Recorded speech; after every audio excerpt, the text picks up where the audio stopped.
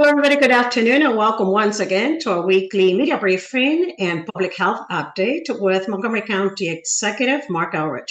I'm Lorna Vigelli, Hispanic Public Information Officer from Montgomery County Government, and joining us today is Dr. Keisha Davis, our Health Officer, as well as Mr. Sean O'Donnell, also from the Department of Health and Human Services. Dr. Earl Strada, who's Assistant Chief Administrative Officer, and we do have a special guest today, Ms. Sylvia Taylor, Vice President for Novavax, which company headquartered in Gaithersburg that has been making headlines this week. Thank you for joining us, Mr. County Executive. Good afternoon to you. Good afternoon. Actually, where I am, it's good morning. And thank you all for joining me. Just in case you're wondering, I'm conducting this briefing from San Francisco today. I came out for a couple of days of vacation, and I'm doing 2 days of touring some solid waste recovery facilities out here.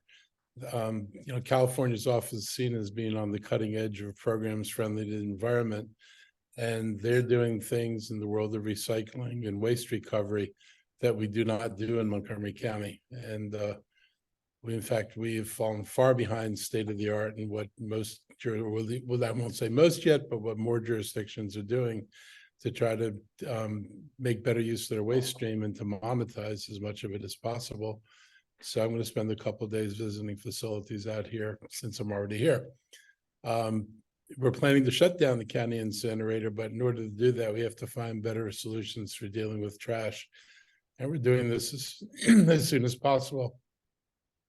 There are a lot of other jurisdictions, and I've been talking to a few of them. So this is just part of the work that we've been doing in order to come up with a plan so we can move forward on closing the incinerator and having a more sustainable and sensible program regarding our solid waste disposal.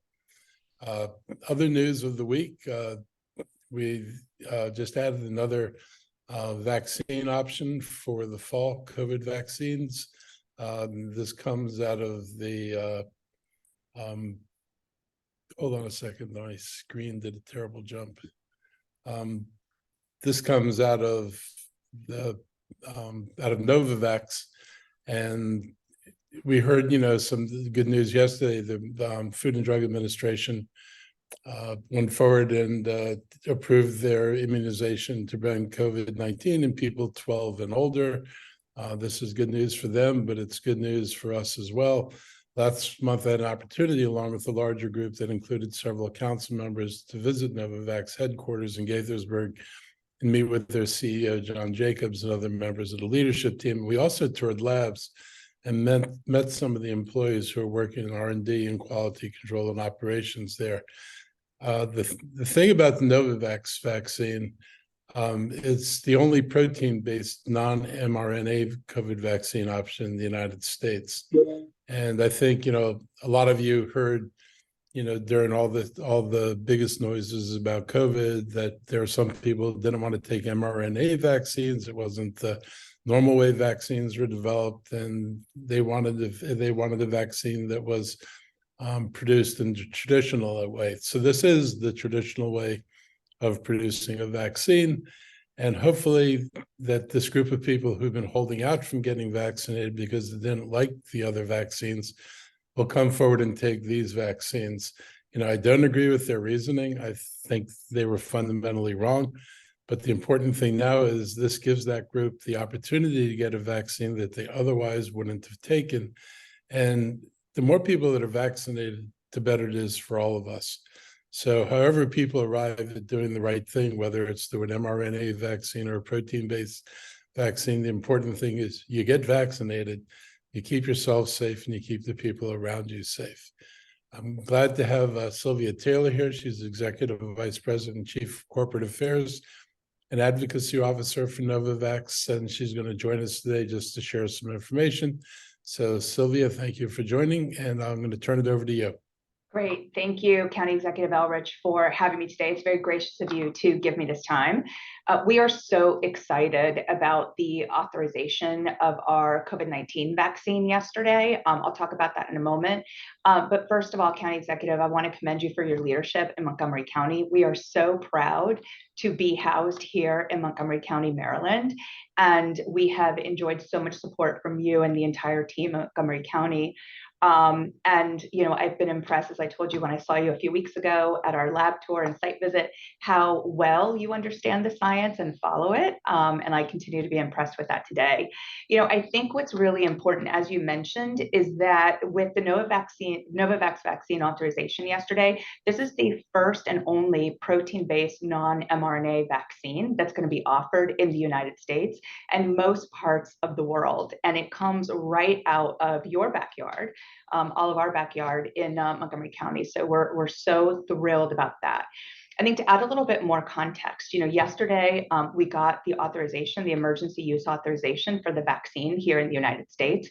We also, at the same time, simultaneously got a recommendation from the CDC that will allow eventually the utilization of this vaccine. So that was really significant to be able to say we were authorized and then in the same day were recommended for use.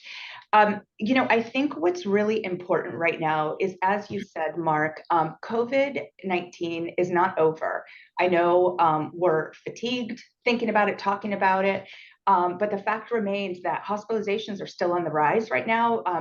I would be surprised if everybody on this call doesn't know at least one person or more in their circle who is getting COVID-19. And so, you know, the threat remains, it is very serious. And we know that vaccination is the #1 preventable way to make sure we're not contracting COVID-19 for ourselves, but also spreading it in the community and to our loved ones. So we know that vaccination isn't only important for keeping ourselves safe, but keeping our community safe. That's incredibly important. So the headlines here for us are that in September, we got millions of doses of our vaccine into the United States ready for yesterday's authorization. So where do we go next?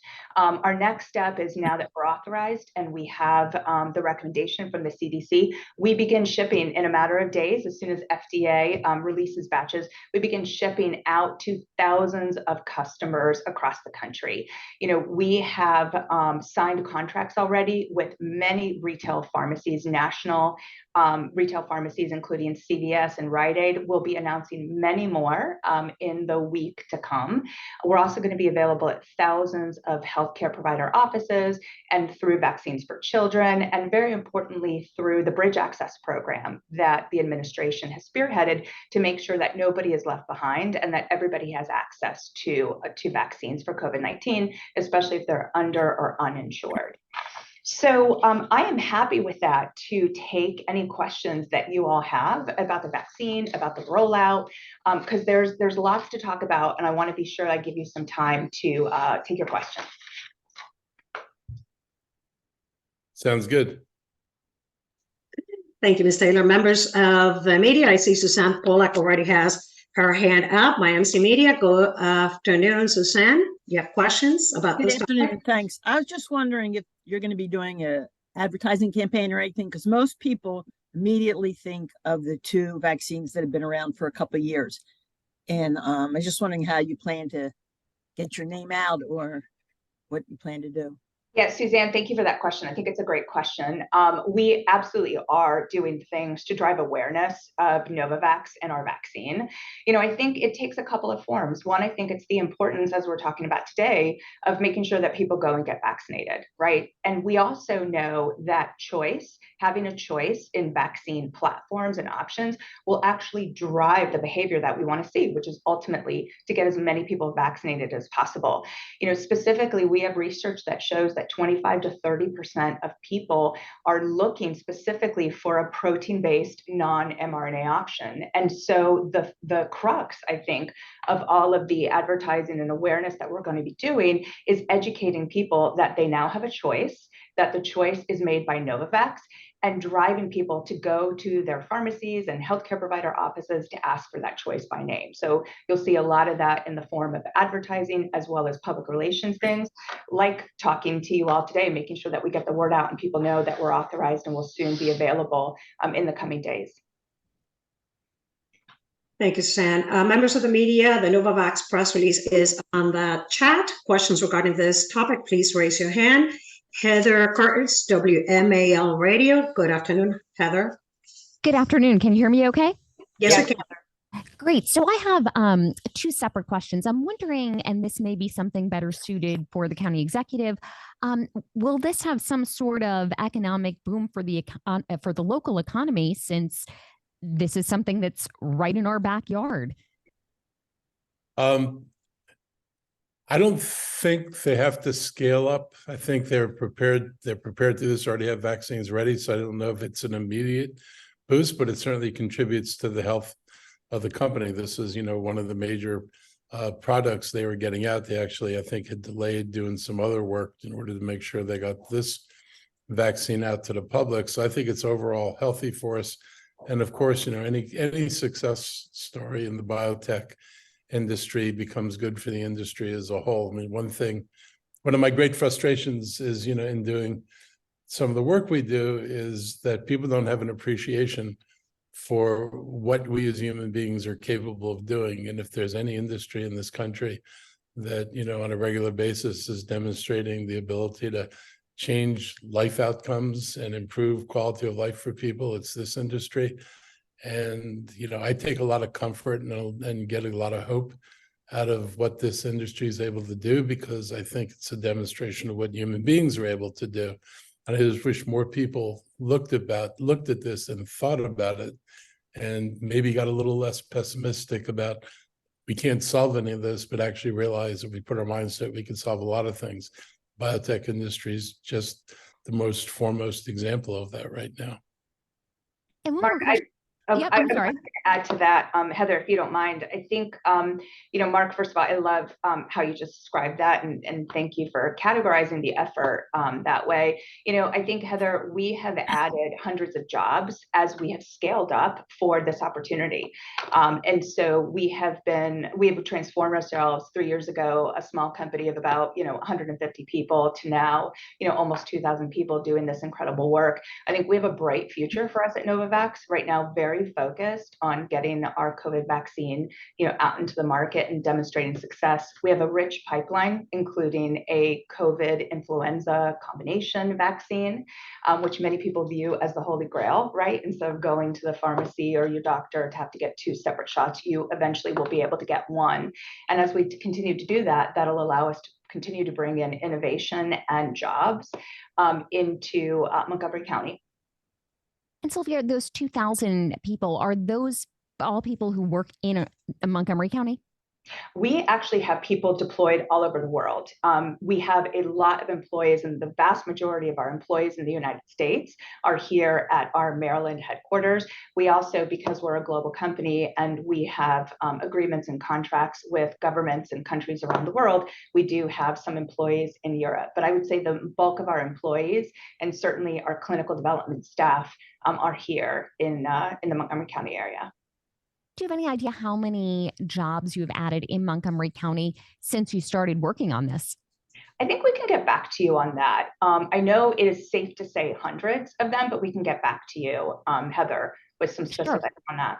Thank you. And one more thing, if you don't mind, for Sylvia and for you and the county executive, there have been some people who've been very hesitant of getting the mRNA vaccine.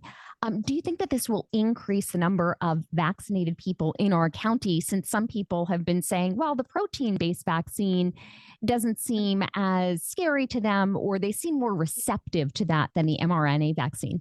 Look, I'm certainly hoping that's true. I mean, this has been our concern, because if people refuse to take the mRNA vaccine, we've got this constant pool of people who aren't protected and who can get sick, and who can, in the worst cases, they get sicker than vaccinated people. So the advantage of the vaccines is even if you do get a COVID case, they tend to be mild cases.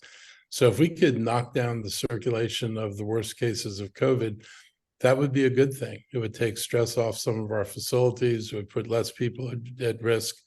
I think it would just kind of level the playing field for everybody. I mean, like I said, didn't agree with people's logic for not taking an mRNA, but at the end of the day, all it really matters is that everybody gets vaccinated. And this opens the path to everybody getting vaccinated. And so I'm hoping that, you know, what you said is what happens here. More people come in, they get these shots, we get even higher levels of resistance in the community to COVID, and we all wind up better for that. And we do have research, as I mentioned earlier, Heather, that 25 to 30% of people say they're looking for a protein-based option. We think that's going to translate into exactly what you and Mark are saying, which is encouraging more people to get vaccinated who may, for whatever reason, have been hesitant to do so before. Thank you, Sylvia. Thank you, County Executive. Thank you, Heather. Scott Broom. Sure. My primary questions are off topic, but with respect to Ms. Taylor's time, if you can come back to me on those, I do have a question on this, on the vaccine, and that is the protein-based vaccines. Are the developers able to flex more quickly with variants on this side of the business as opposed to the RMA or whatever it's described as? How does that work? Are you all quicker at adapting, or about the same, or slower?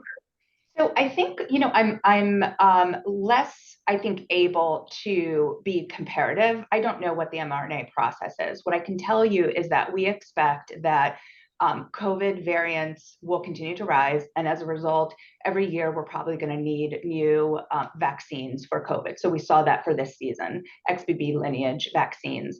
We said we need about 3 to 6 months, which is incredibly impressive when you think of needing 3 to 6 months to create and then manufacture and then get to market a vaccine. And that's exactly what we've done this season. So in June, the strain was picked for the coming season. And here we are in October, millions of doses already in to date, millions more to come into the United States, and also being authorized and recommended for use. So we're ready to go in a very, very quick amount of time. Thank you. Mm-hmm. Thank you, Scott. Members of the media, any more questions regarding Novavax and the vaccine? Raise your hand. No more questions regarding this topic. Well, thank you, Ms. Taylor, for joining us this morning, afternoon. And if you need to go, thank you for being here today, Mr. County Executive. I will do that. Thank you so much for having us. Bye-bye. Thank you very much for joining us. It's really helpful. Again, Mark. Sure. So just, somebody mentioned people we know getting COVID. It's ironic that you should bring that up.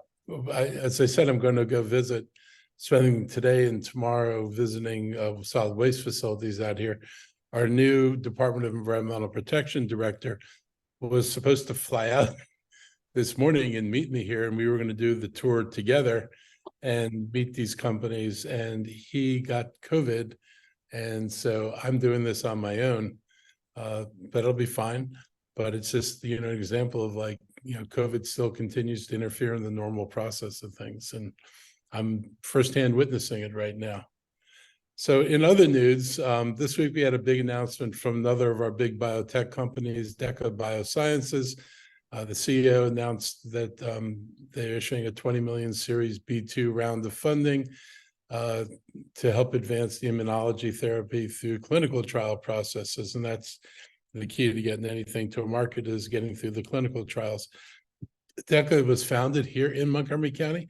It had some support from local mentors. They were able to move into Montgomery County Incubator in Germantown, and soon they're going to be graduating to new commercial lab space here in the county. This is one of the most important things that the county has to focus on, is making sure we have enough lab space and that we have enough incubators in the county to help companies grow. A lot of these things start with very early stages without a lot of need for expensive equipment. I know of a company in Frederick that followed that model, and then as they develop their processes, they need larger spaces and more equipment. And so I'm really excited that this company is graduating to new commercial lab space. That's going to be a big deal and a good sign for their future direction. And life sciences biotech businesses' success like Novavax and DECA are reasons why our region climbed from 4th to 3rd largest life science cluster in the nation. That's not a small thing, folks. It's also why we're working with our university system to create the University of Maryland's Institute for Health Computing at the North Bethesda Metro Station. We're the only cluster in the nation's top 10 clusters that's not anchored by graduate level research. And this was, an effort that we reached an agreement with the University of Maryland to start bringing that research into the county. The Institute for Health Computing is a critical part of our plan to create a biotech infrastructure here that will continue to foster expansion and attraction of new companies, along with efforts to grow a larger and more skilled workforce that's going to be needed for this endeavor. As we look around, one of the things we're doing now, meeting with companies in the sector and looking at other centers around the country and identifying, what we have and what things we're missing that other places have. We want to make sure that we put together all the pieces of what would be, a premier life sciences center, by making sure we have the lab space, we've got training facilities, that we can ensure a company, if they come here, they'll find a workforce and they'll find the kind of technology they need to grow. So this is really important for us. So I will say finally that it was good news that the University of Maryland Board of Regents approved funding for leasing office space in North Bethesda. The Institute for Health Computing is going to start in about 27,000 square feet, I think, on Executive Boulevard. They'll be in that space. They'll be bringing in their equipment it's October, so they should be doing it now. And we're looking forward to them launching as soon as the equipment's up, running, and tested. And that'll keep them until working with the state and the University of Maryland system. We build a facility on the metro station. We know WMATA would like it to be a signature institution on the metro station. I think it's a perfect institution to be on top of the metro station. So I'm really excited about the direction we're moving in. In August, our unemployment rate was just 1.6%. So it's a 0.1% increase from our historic unemployment lows in June and July. So now we've got 3 months in a row of 1.5, 1.5, 1.6. And we've done that even as the number of job vacancies, number of job offerings are increasing, which means we're probably getting a pretty fair absorption right now. The national unemployment rate for August is 3.8. It's more than twice as high as our number. Fairfax was 2.6, Arlington 2.1, and the district was 5.0. So our unemployment rates are really strong. Our life science is interesting to help drive our low unemployment numbers, but it's also in recovery, in line with recovery in hospitality industries. I know that, we've basically recovered. We have as many or more restaurants as we had before COVID, and of course, as many or more liquor licenses as we had before. So, the county's continuing to invest, promote, and help our companies grow here and thrive.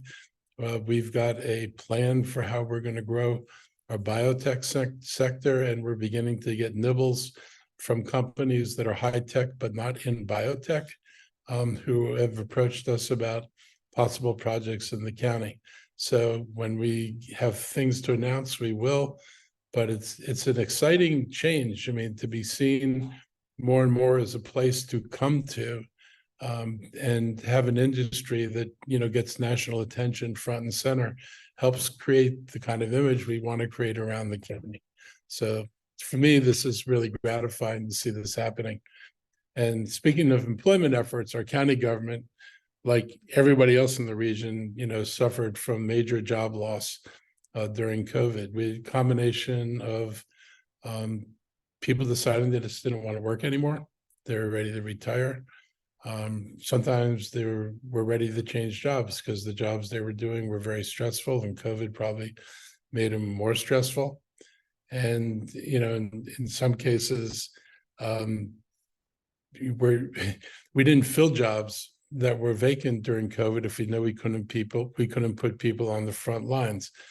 So we intentionally allowed vacancies to stack up because we were not opening offices. For example, we weren't bringing people back into libraries. It didn't make sense to increase staffing for people who would never go to work. So our efforts to increase staffing kind of went along with our ability to reopen more and more of the county government and bring people back to work. And I guess everybody probably worked in similar parameters. At any rate, we're being aggressive about trying to fill these positions. Yesterday, we held another successful career fair and expo in Silver Spring. It's our second attempt this year to fill vacant new positions the county has. We're doing things differently than we have done before. We are doing some interviews on the spot. Everyone was there and considered among the best candidates for a job will be contacted within the next 30 days. We are trying to end the persistent problem of taking months to get people hired here. So we've been working with our HR people to simplify our processes and make it much simpler to get a job in Montgomery County.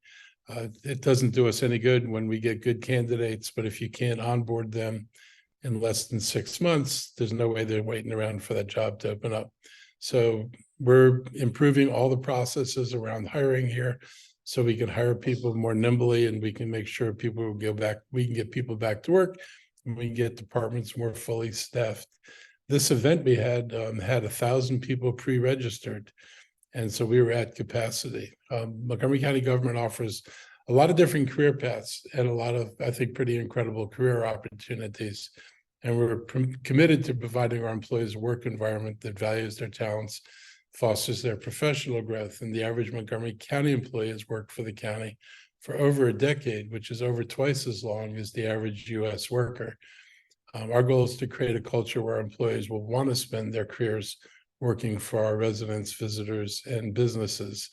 And if anyone missed this week's opportunity, I encourage them to visit work4mcg.com. And 4 is the number 4, work4mcg.com. At that website, they can stay up to date on the next career fair and hiring expo. They can get career resources and explore our pay and benefit options. Before we talk about our weekly health report, I want to let everyone know that our new climate change officer, Sarah Kogel-Smucker, started work in our office last week. Sarah joins our team after leading the creation of the Climate Change Division in the District of Columbia's Office of the People's Council. She has more than 15 years of experience in environmental issues. Prior to her work in the district, she served as senior counsel for the New York City Law Department's Environmental Division.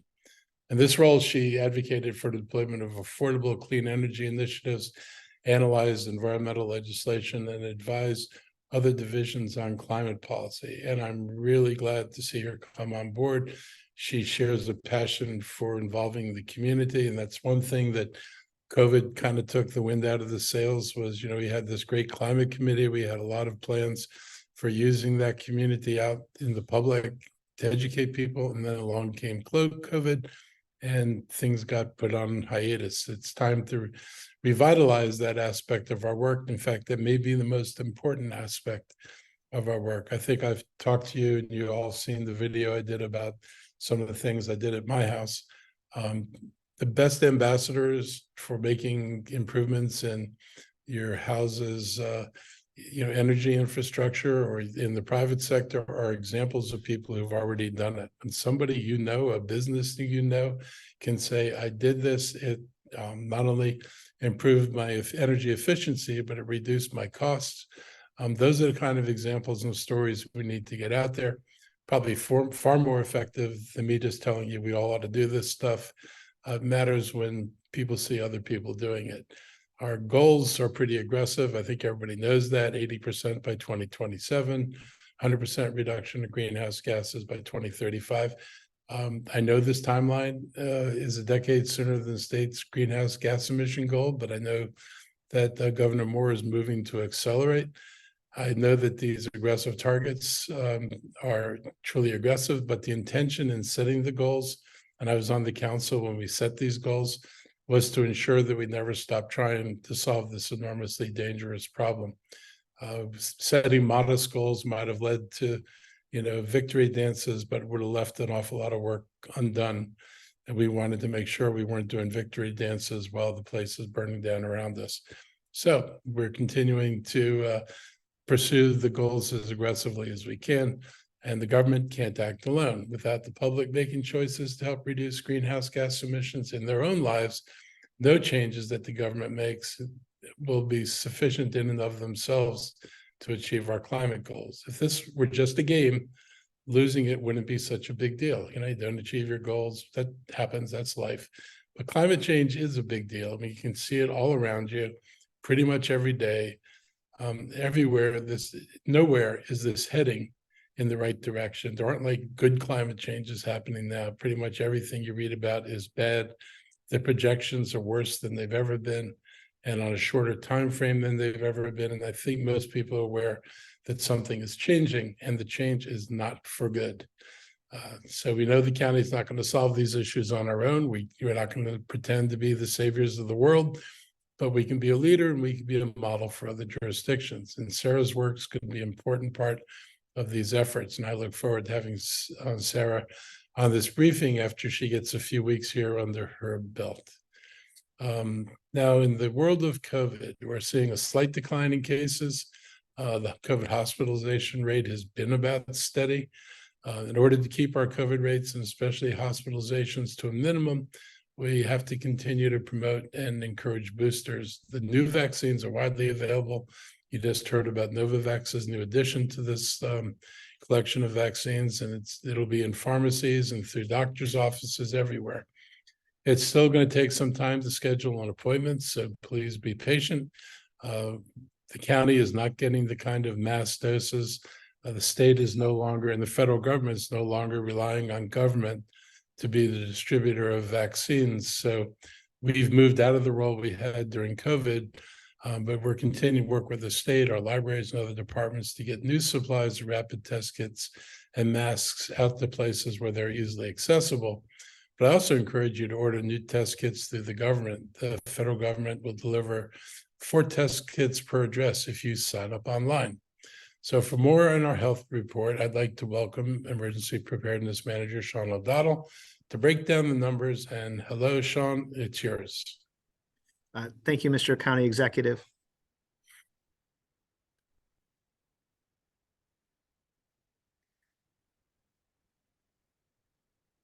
So to begin with, wanted to share, as we talk about where our numbers are going, we have seen a gradual decline in our case rates. And when we look at what the variants are, we've seen that for about 2 months now. There's been lots of these XBB subvariants that have been part of transmission, and with so many different subvariants contributing, it was a slow rise during this wave. It will likely be a slow come down as well as these continue to circulate. The one of note, these are national typing numbers. HV.1, we're starting to see that grow a little bit more nationally. So again, it has, none of this has fueled a sharp increase. It looks like the immunity gained from previous XBB, Omicron type infections and vaccinations has helped. And again, the current vaccine, the newer formulation 2023, 2024 vaccine should be effective against these types of variants. We're looking again at our state test positivity. We've seen that be fairly level for a while, with just a little bit of positivity coming down. You can see I've highlighted Montgomery County there. So not a huge amount of change. You can see here, these are our case rates from the PCR testing, and that, well, the amplitudes don't compare to previous waves because of far fewer PCR tests. You can see that we've had a gradually declining number of positive PCRs. So that's encouraging that we may be coming out of this wave. But again, I'll show you some data in a few minutes that indicates we may have just a level of COVID that persists throughout this fall-winter period. Again, going into a little more detail with our hospital numbers. I'm sorry, you can see these are our local hospital numbers. These have remained relatively consistent over the last last few weeks after an increase about a month or so ago. These have gone up and down a little bit, but no drastic changes at the state level. You can see week to week, not a large change in those numbers. Again, this is much more modest number of hospitalizations than we've had from our previous waves, as you can see right here. Again, these are the state numbers. Looking at our own emergency department volume. So when individuals go to an emergency department and don't become an inpatient, they're often discharged with a specific diagnoses. We capture these for COVID. That's the top lines based on ages. You can see most of those are coming down. A little bit of activity with our seniors still. Again, that's the highest sensitivity to COVID. And then you can see we're tracking on influenza and RSV on the lower charts, and we've seen a little bit of activity recently, but they've not increased significantly yet. That's likely going to happen, though. We anticipate over the next month or so. Total ED volume has not changed notably. And then this is the chart I wanted to mention. This is all the U.S. Emergency department visits, or at least the ones that were captured and reported to CDC. And the green line is the COVID ED discharge diagnoses.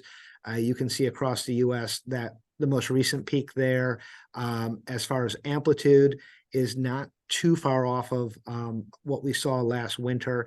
You can see last fall from 10-1 on the far left of our chart, we had a sort of an elevated baseline of COVID all the way through October, November, and then in December and January, it really went up. We're starting at a lower peak for our summer here. You can also see last year, the influenza in blue, the RSV in purple, how they impacted our emergency department visits. And again, it's hard to predict the amplitude of influenza illnesses and transmissions. And we expect a little bit less on the RSV front this year. But this is why we recommend everyone to get their seasonal flu shot, to get their updated COVID booster, and if they're eligible, to get their RSV shot. We want to try to prevent as many serious illnesses as possible. And then just to share the last data point, here is the state's overall vaccination rates for influenza from the previous year cycle. And while Montgomery County and Howard County do better in relation, we see it's still less than half of the residents are getting their flu shot. So we'd like to see that higher, the same with COVID. Nothing has changed here. There's lots of resources for test kits, for masks and for vaccines, and we encourage people to reach out. We know we've had some calls from people who have had some challenges with their providers not having vaccine yet. It does sound like it's getting better. More and more of it's rolling out. So please try back and have some patience. I know it can take a little while for this rollout to happen, but there should be vaccine for everyone. And we encourage people to get their shots before they start doing family gatherings. At this point, I'd like to turn it over to my colleagues, Dr. Davis, our health officer, or Dr. Bridgers, our director, to see if they have any additional HHS updates. Nothing for me, Mr. O'Donnell. Ready for Q&A. Nothing for me either, thanks. Dr. Stoddard, any opening remarks? We're good. We can proceed to questions. Okay, let's take some questions. Scott Room, WSA 9. Okay, thanks. I'm glad we have our HHS infrastructure here, because this crosses over some. We have what families view as a critical crisis with this assisted living and memory care place in Silver Spring, called the Landing of Silver Spring, announcing that it's been sold and it's going to close. The state is telling us 45 days notice is all that's required, and there are very few other protections in the regs and COMAR as I've read them. There seems to be maybe a discrepancy. Federal regs under CMS seem to say 60 days, but my reporting is not mature on that. I'm not really sure what reg applies. The bottom line is we got 53 people in memory care with very short notice, according to families, who are going to have to go someplace else. And they view that as life-threatening in some cases to people whose stability really matters to their overall health and well-being. My question to you is, from what we know about this so far, do you agree with some of these family members who feel like the protections for their elders are just shockingly inadequate in a circumstance like this? You have any thoughts about it? You can share. Yeah, look, my experiences are anecdotal, but I know that, people I know who've had to deal with this say it's not easy to find memory care in the first place. And it's a lot of work to find the right facility and a facility you can afford. So a lot of different things come into play. And the people who are getting the care are often not able to, evaluate the decisions themselves. They're in memory care. So it's a disability in their ability to, handle this. And I worry about it. I think it's going to, be hard for some people. This company, has no need to give them a 45-day notice to start, to evict. They certainly could have run this out another month if they needed to make sure everybody gets taken care of properly. I'm just, this is all about their bottom line dollar. And it's kind of sad that you're going to put these people at risk because they have no patience to start their project, which will ultimately boot all these people out anyway.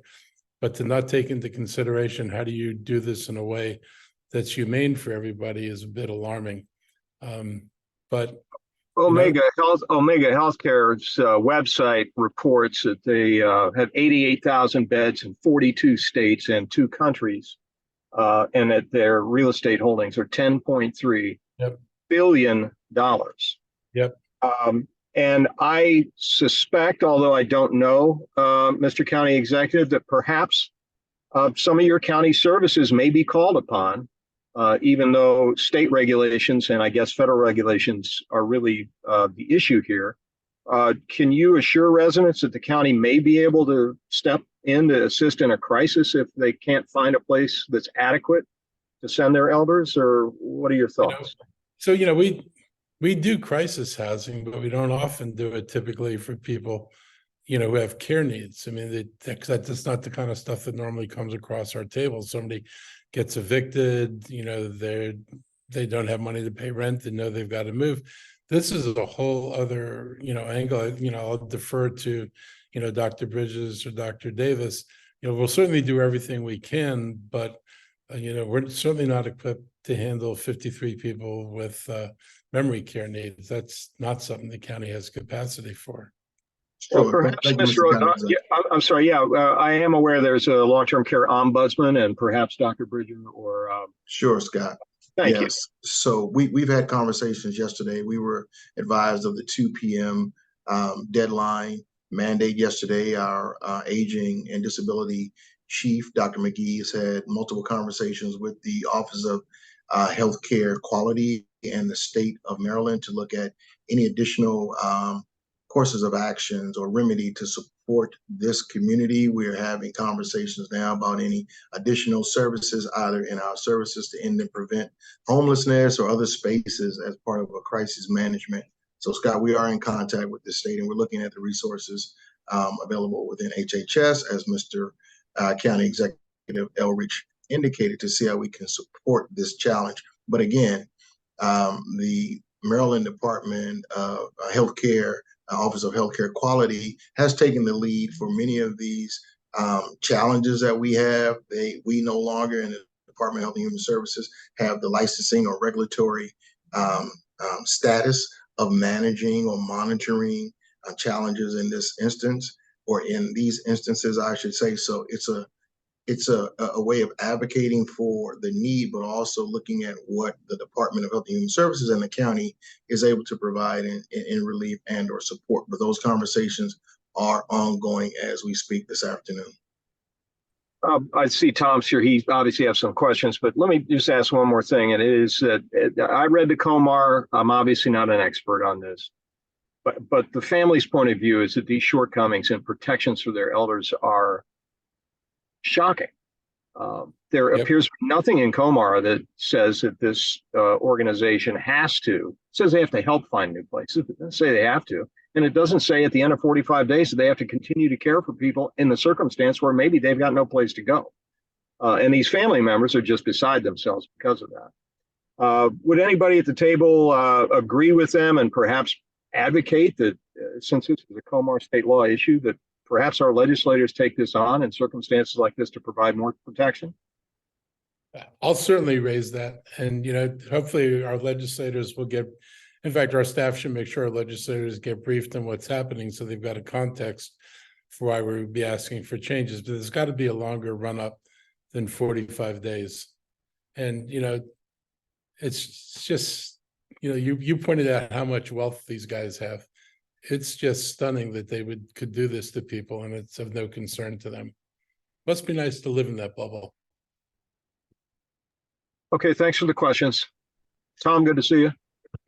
Thanks, Scott. Hello, Tom Fitzgerald, Fox 5 DC. Good afternoon, Tom. Good afternoon, County Executive. You're in San Francisco, as you said today, and it's a question about our changing government in a virtual age right now. You're able to do this briefing right now. We wouldn't have been able to do this 10 years ago. And the question is about how much public engagement in person do lawmakers need to be making? Recently, the Prince George's County Council actually went back to allowing members to attend meetings and vote virtually. The Montgomery County Council does do virtual attendance themselves. There have been some questions in the District of Columbia. You were on the county council for a long time. You do these virtual briefings for us in the media, and they're very helpful for us as we cover these stories. But I know you do a lot of in-person stuff because that's how you talk to people. So yeah. I'm curious, as a public official, where do you put the proper role of virtual attendance, whether it helps the public or hurts them in some way, and what's the balance? So it's a really good question, and I think you kind of you alluded to a line that I think makes sense. I do this every week, but I'm not making a decision off of this, right? And my job is I come on, I tell you what we're doing, you ask me questions. You never have to submit a question in advance. No one's screening your question. So this is a pretty free-flowing back and forth. And if you're sitting in a legislative setting, though, where you're actually decision-making, I think it's useful to see people. I think expecting everybody to get on Zoom calls and functions is wrong. So, I thought when, the Park and Planning did Thrive on Zoom was a joke. There's no way that's the same thing. And nor did they allow the same amount of time for comments that they normally would have. I think there's a tendency in general for people to shrink the comment periods, which is also really hard. I mean, I was, my history of activism goes before I was ever elected. When somebody tells you you've got 2 minutes to explain your position, you might as well just say, thank you for your time. That was interesting. You can't lay out arguments in 2 minutes and 3 minutes. And so I think we've moved away from being willing to engage people. And I always tell people, I started in Tacoma Park Council. We had meetings routinely that went to 1 o'clock in the morning, and we let people talk. And I think letting people talk is a good thing. You don't always agree with them, but I think people need to be part of the process. And I think we do less and less that's legitimate parts of the process. We've gone from, even as I would look at, park and planning charades, which are charrettes, as they call them. It's like, it's minimal involvement. People don't know where the involvement's going. People throw stickies up on a wall, and then they never know what happens to the stickies. I'm a big believer in more engagement from people and more willingness to talk to people. And I don't think anybody's hurt by that. And God knows, I get battered sometimes by people who don't agree with me. But it is what it is, and it's what you've got to be willing to do. If I wanted to do a job, I'd have done something else. Thank you, Tom. Members of the media, any more questions for the county executive and or the officials? Okay, I see Jeannie Bixby, Local 360. Good afternoon. Good afternoon, Lorna. Thank you. Hey, Jenny. Hi, Mark. I'm kind of switching gears here. But I wanted to ask you, Councilmember Jawando just put out a statement about a letter, an opinion from the Maryland Attorney General on the STEP Act that Jawando has put forward, essentially stating that parts of the act are not in accordance with state law. And I assume you maybe haven't read it. This all came out during this briefing, so I don't expect you to know everything that's said, but I just wanted to get your perspective kind of on this issue and parts of the act not being in accordance with state law. So I don't think large parts of the act are in accordance with state law. I'm not averse to some things in state law changing. I mean, there are a list of things we've talked about wishing we could do that we can't do unless state law is changed. I'd like to be able to do more traffic enforcement, particularly for repair orders, where you can just take a picture of a car with a light out or no tail light over the license and, you know, send the person an automated ticket rather than having to pull the person over. I'd rather the people who read meters be able to go down a street and look for and run license plates and look for stolen cars, which they can't do because they're not linked into the system.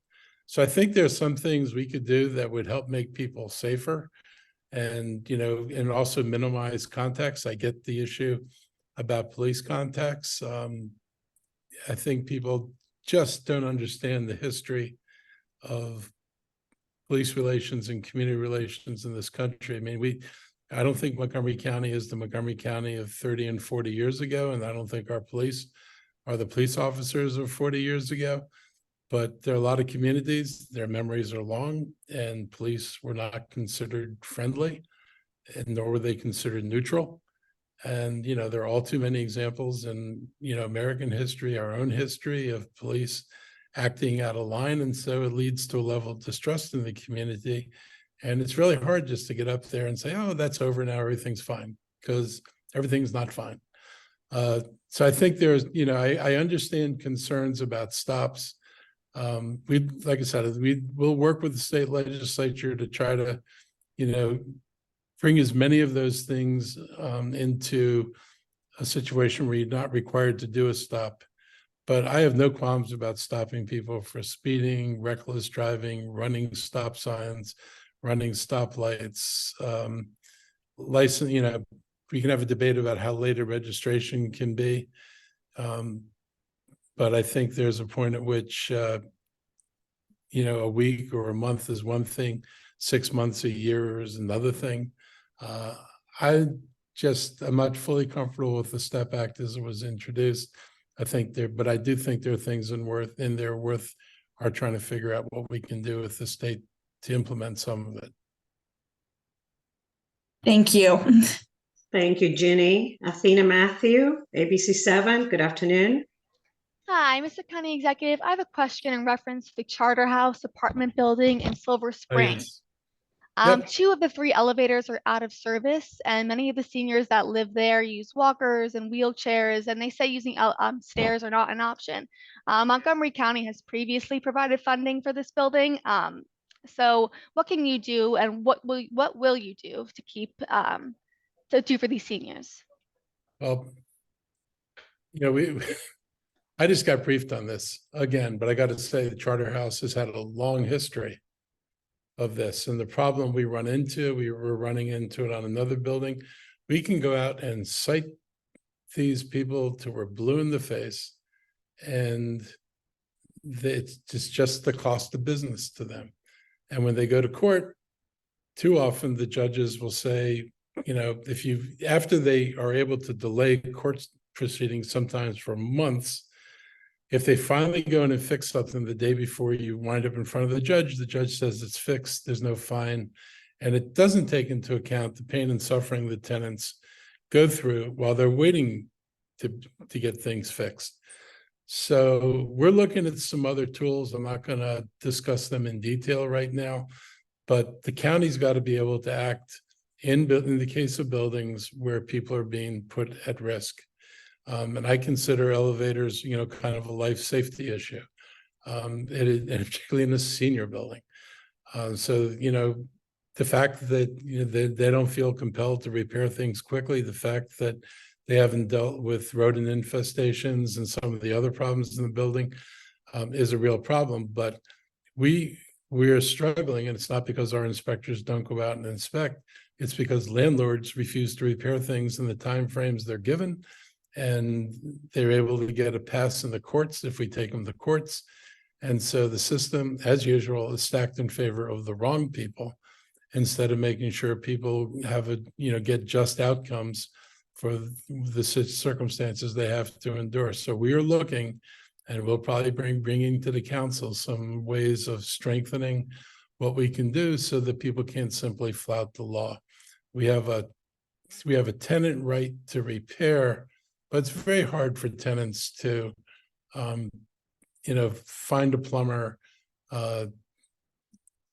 you get somebody to come in, then have to pay the plumbing bill, and then tell the landlord that I'm deducting the bill from your rent.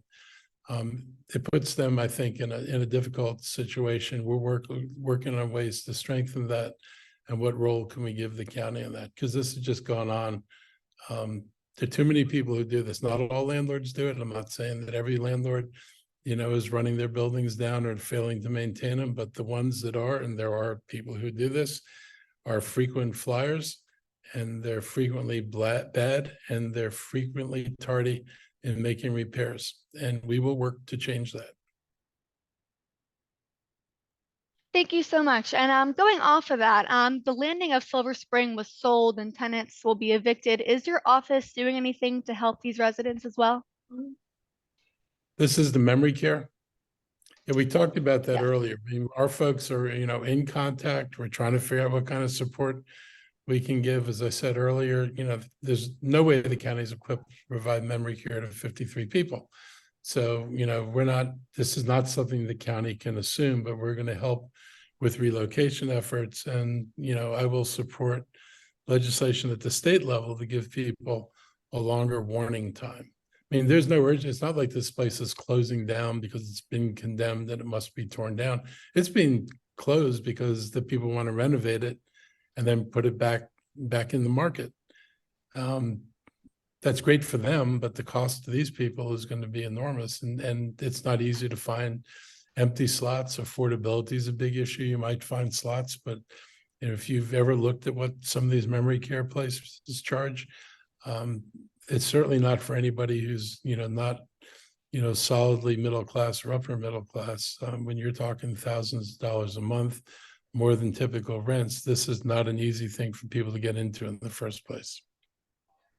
Got it. Thank you so much. I appreciate it. Thank you. Thank you, Athena. Members of the media, any more questions for the county executive and or government officials? No more questions? Going once? Twice? Well, thank you for joining us this afternoon. Stay safe. Have a great one. See you next time. Thank you all. Bye.